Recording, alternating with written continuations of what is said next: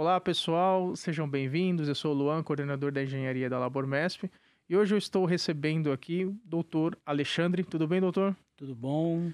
Obrigado pelo convite. Estou aqui para o que precisar, para tirar dúvida, para poder enriquecer um pouco mais o conhecimento sobre perícia médica. Maravilha, doutor. Então é justamente esse é o tema que nós vamos falar hoje de perícia médica. Mas antes, doutor, eu queria que o senhor se apresentasse, né? Quem é o doutor Alexandre?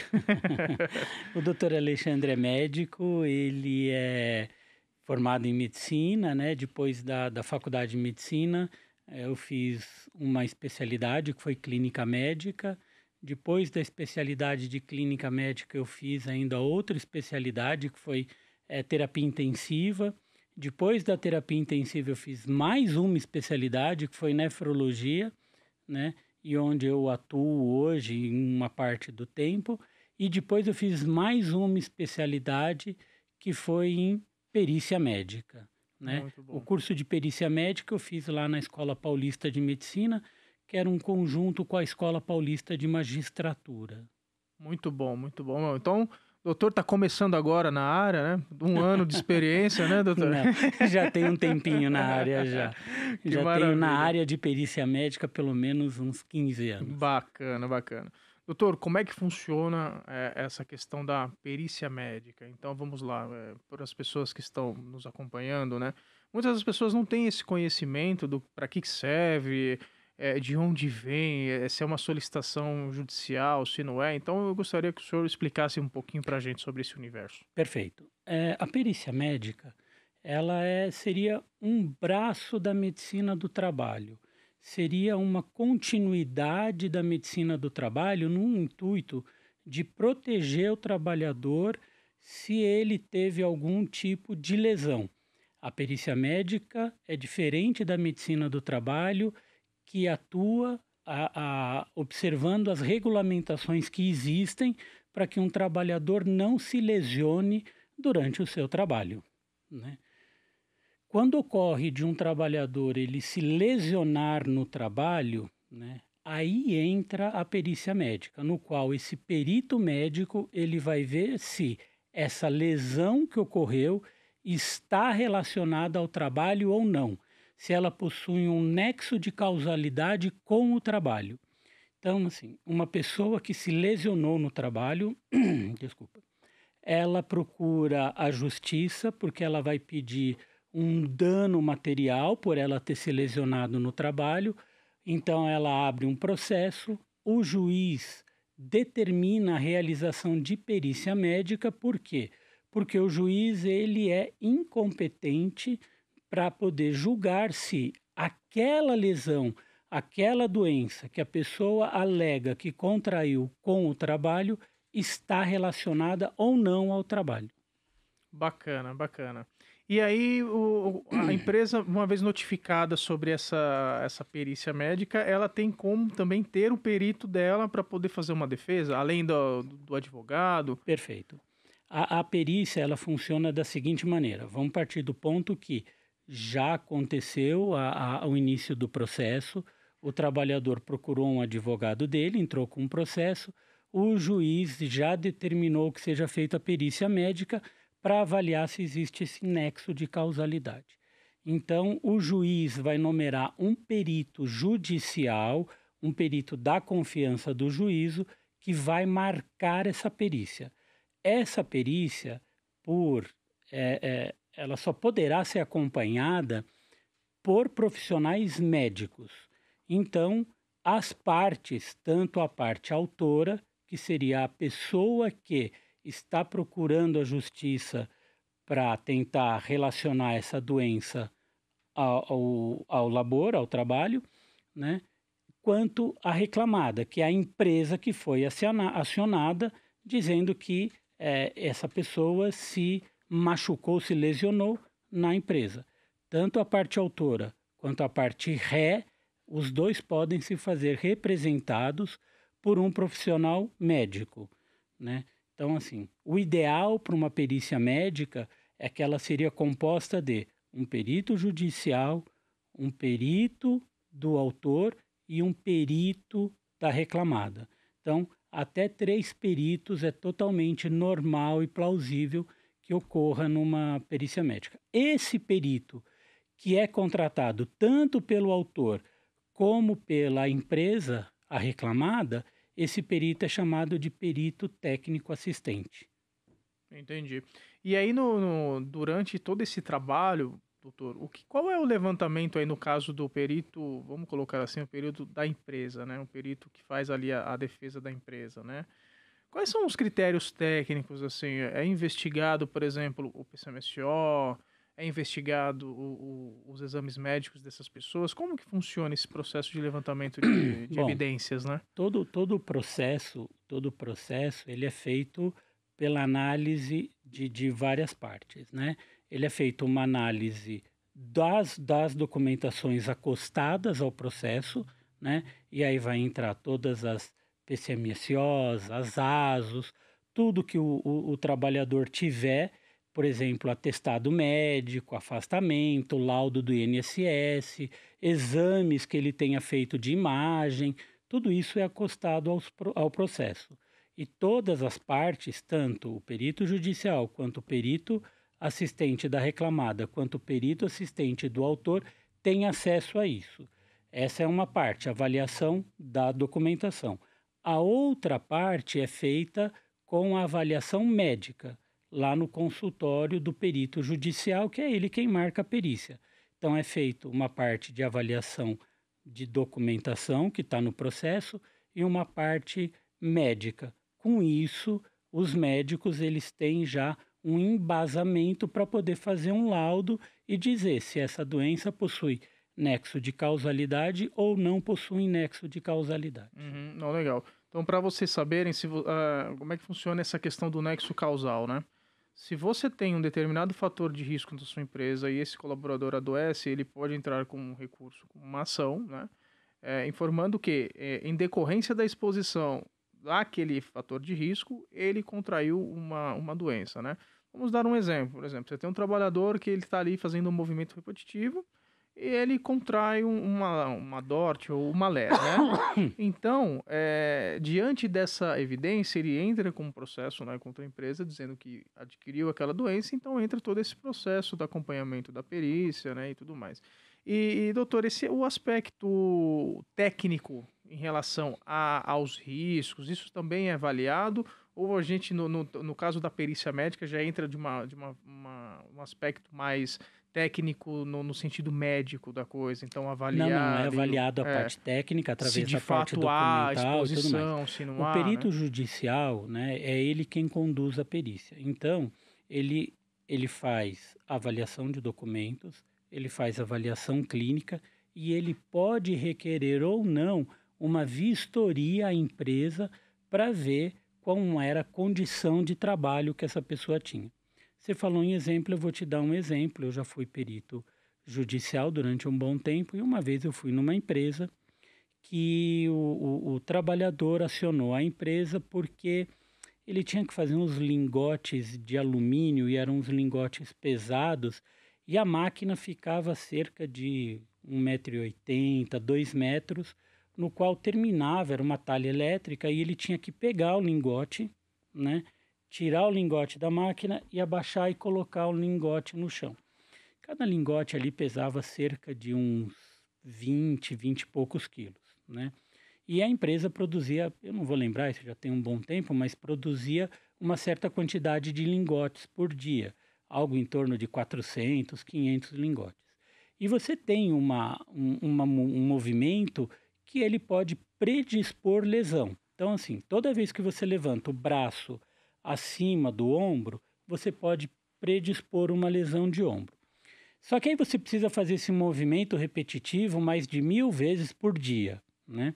Se esse movimento repetitivo ele está relacionado com um peso no qual já acarreta um esforço maior, aí esse número diminui, não precisam ser 1000 elevações que ele tem que fazer. E isso também varia com o peso. Eu lembro que na época eu achei que tinha uma relação de nexo causal, né? E era um rapaz jovem, um rapaz que trabalhava na empresa, já tinha por volta de uns 6, 7 anos, sempre na mesma função, sempre fazendo o mesmo movimento, né? E aí eu acabei dando o nexo causal. Vendo do ponto de vista da empresa, né? O que que a empresa deveria ter feito? Deveria ter usado toda a expertise que tem de uma medicina do trabalho, de prevenção de risco, para ver que ele não poderia ficar o tempo todo naquela função, naquela atividade. Ele deveria ter tido uma orientação ou uma movimentação de posto de trabalho para de tempos em tempos ele não fazer só essa função. Nesse caso, ele fazia só essa função. Uhum.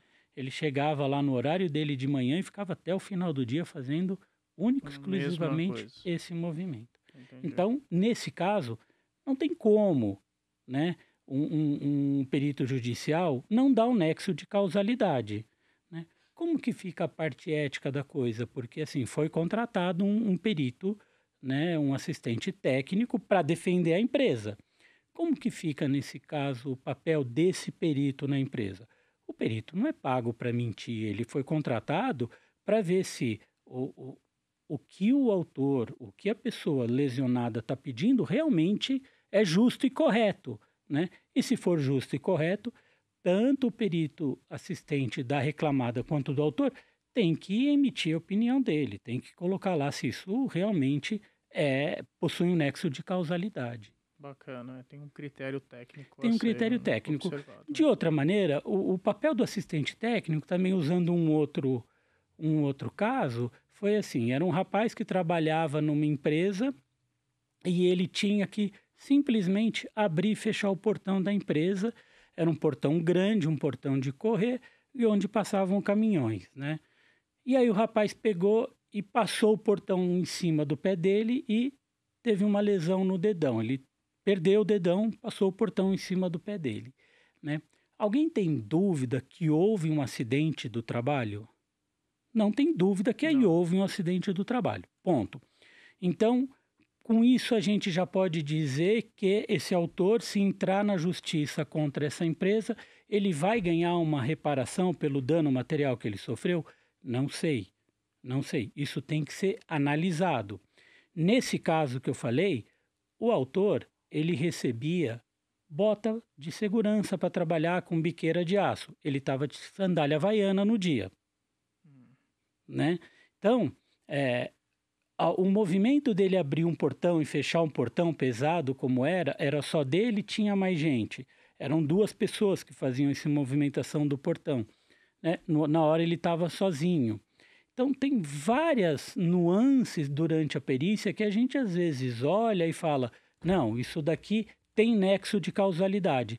Mas assim, não é simplesmente esse tipo de análise, né? É uma análise um pouco mais criteriosa, porque assim, você pode estar prejudicando o autor, ele deixando de ter o reparo do dano material que ele teve, ou você pode estar prejudicando a empresa, né, que cuidou dele, que deu a bota, que fazia a fiscalização e ele mesmo assim tirava, porque ele falava que a bota apertava o pé, que foi o caso, né?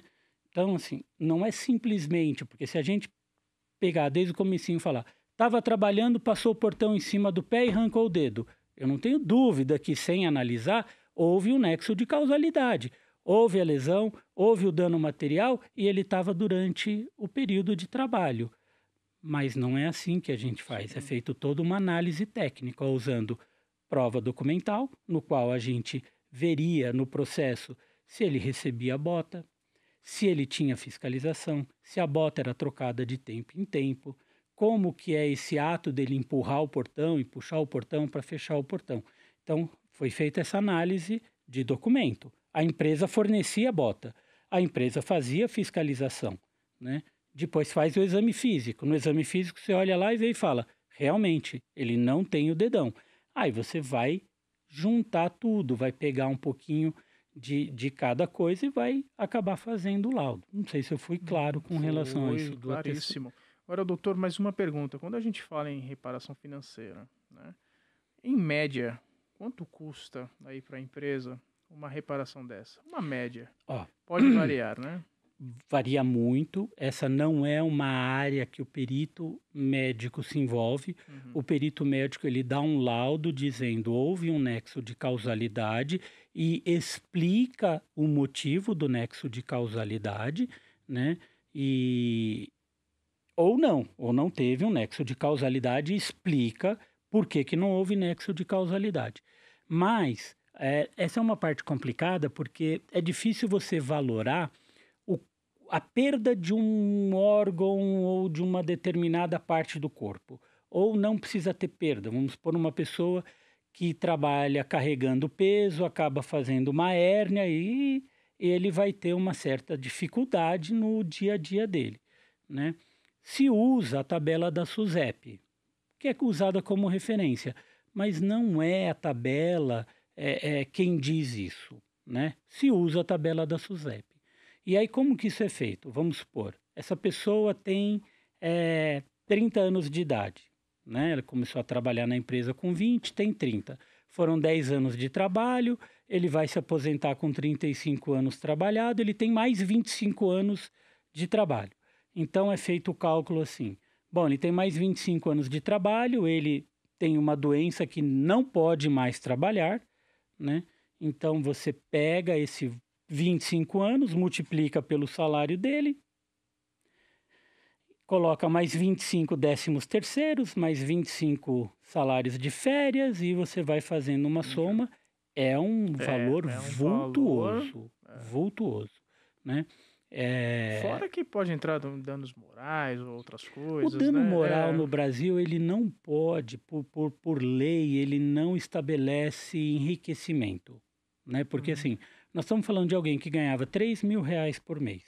E aí ele vai ganhar 3 vezes 25 anos. Uhum. 25 vezes 12 meses, vezes 3.000, né? Mais fundo de garantia, mais essa... Isso vai dar para mais de R$ 1 milhão. O dano moral nunca chega nem perto disso. O dano Uhum. moral é um dano reparador, né? Não é um dano de enriquecimento, né? Mas tem dano moral também, tem dano Uhum. moral. Sim. Nessa toda a sua expertise, esses anos de profissão, qual foi, assim, a doença que você mais encontrou, assim, com nexo causal? Foi PAIR, Ah, perda ligado auditiva induzida pelo pelo ruído, ruído. né? Quando comecei a trabalhar com perícia, eu comecei a trabalhar lá na vara de São Bernardo do Campo. Então, eu fazia perícia judicial. Então, eu fazia muito Volkswagen, Ford, que ainda estava lá na época, né? Fazia, Fiat não era por lá, mas assim, tinham outras empresas, né? Que tinham muita coisa. E assim, eu não posso dizer que as empresas eram relaxadas com isso, né? Acho que até posso dizer que as empresas eram relaxadas porque não existia uma cultura de que a empresa tinha que cumprir o que a norma regulamentadora pedia, né? E aí as empresas começaram a perder muito dinheiro com relação às normas, com relação aos processos, desculpa. E aí as empresas começaram a mudar, elas investiram muito na medicina do trabalho. Mas assim, eu dei o plug para ele para colocar no ouvido, ou eu dei o protetor tipo concha. Fiscalizou que ele usava? Porque assim, há 15 anos atrás já era a época do celular. Então o cara ia atender o telefone, que queria ligar para alguém e tudo mais, ele tirava o plug, ele tirava a concha e ficava falando no telefone. E aí depois não voltava a colocar nem o plug nem a concha. Então a empresa precisa não só fornecer o material, como também fiscalizar o uso do material, né? É uma cultura. Eu fui fazer uma vez uma perícia no aeroporto e era para ir. E aí, lá no aeroporto, lá embaixo na pista, eles usam o plug e a concha, as duas coisas, né? E aí não tinha nenhum voo, nem nada, né? Aí eu falei para um paradigma, né? Que é uma pessoa que estava lá para me dizer qual que era a função da pessoa que estava processando a empresa. Eu falei, tira o plug e a concha que eu quero falar com você. Ele falava para mim, não. Eu falava, mas eu estou mandando. Ele falava, não, tem câmera aqui. se eu tirar eles vão me multar o salário, né? Então, já era uma cultura no qual, assim, não posso tirar. Não sei se ele estava falando não posso tirar porque iam me descontar o dinheiro ou porque ele ia ter um prejuízo ou um problema auditivo, né? Mas PAIR é o que a gente mais via antigamente. Hoje não tem mais tanto PAIR, mas assim, o que eu mais vi foi PAIR disparado. Em relação aos de hoje, né? Então a gente tem muito casos de depressão, né? De estresse, de ansiedade. O senhor, nessa sua experiência, já pegou algum caso nesse sentido? Sim, Com nexo causal? sim. Assim, já peguei vários pedidos de apuração para ver se a pessoa tinha ou depressão, ou burnout, ou ansiedade. Mas assim, uma coisa é a pessoa ter a doença, a outra coisa é que se a doença foi desencadeada pelo trabalho. São duas coisas bem diferentes, né? Uma pessoa que ela já tem depressão prévia, vai trabalhar numa empresa e ela não consegue desenvolver o trabalho porque ela tem depressão, né? E está maltratada, mal medicada pelo médico dela, a empresa que deu toda a oportunidade da pessoa trabalhar num ambiente bom, a empresa não tem responsabilidade nenhuma sobre isso, nenhuma. Quando a pessoa tem a doença, estamos falando de depressão, tem depressão, vai trabalhar numa empresa e o ambiente de trabalho da empresa não é um ambiente salutar, no qual a pessoa se sente bem e é um ambiente de uma cobrança excessiva, de uma cobrança de uma maneira a humilhar o funcionário, né? Isso daí pode causar um agravamento dessa doença. Aí a gente passa a falar em nexo de concausalidade. Ele já tinha a doença e essa doença foi agravada por causa do ambiente de trabalho que ele tinha, né? E tem o burnout, que o burnout nada mais é do que um estresse relacionado ao trabalho, né? Mas para que você consiga fazer um nexo causal, se isso realmente foi, é muito difícil, né? Porque nós estamos falando de depressão, que é uma doença importante, que atinge muitas e muitas pessoas. Algumas nem sabem que tem depressão ainda, né? Elas acham que é um momento financeiro, porque ela está triste, ela acha que é um momento que está vivendo no relacionamento dela que não está bom, ela relaciona tudo isso ao momento financeiro, ao relacionamento, e isso não está relacionado, às vezes, a essas causas, está relacionado a um quadro de doença de humor, que pode ser uma depressão, uma ansiedade, né? E essa pessoa vai trabalhar num local, e nesse local que ela trabalha, ela é submetida a um trabalho que gera um estresse excessivo, sem necessidade, no qual não é cuidado da saúde do trabalhador. E ela pode realmente agravar esse problema, né? Legal. Bom, pessoal, esse é um assunto muito delicado, muito importante. Se vocês tiverem dúvidas aí, pode escrever aí nos comentários pra gente, tanto eu como o doutor Alexandre, a gente pode responder para vocês depois, tá bom? Perfeito. Siga a gente nas redes sociais, no Instagram, no LinkedIn. Doutor Alexandre, muito obrigado. Eu que agradeço. Como é que o pessoal pelo te convite. acha aí nas redes sociais? Não, eu não Tem sou LinkedIn, muito de rede nada? social, Então, não tenho qualquer LinkedIn. contato com o doutor Alexandre, Não tenho. manda um e-mail pra gente, liga pra gente, a gente tá à disposição, tá bom? Doutor, em nome da Labormesp, muito obrigado pelo seu tempo. Eu que agradeço. Foi muito, muito elucidativo para todos nós. Tá Tá ótimo. bom? Muito obrigado. Um abraço, doutor. Pessoal, muito obrigado e até a próxima.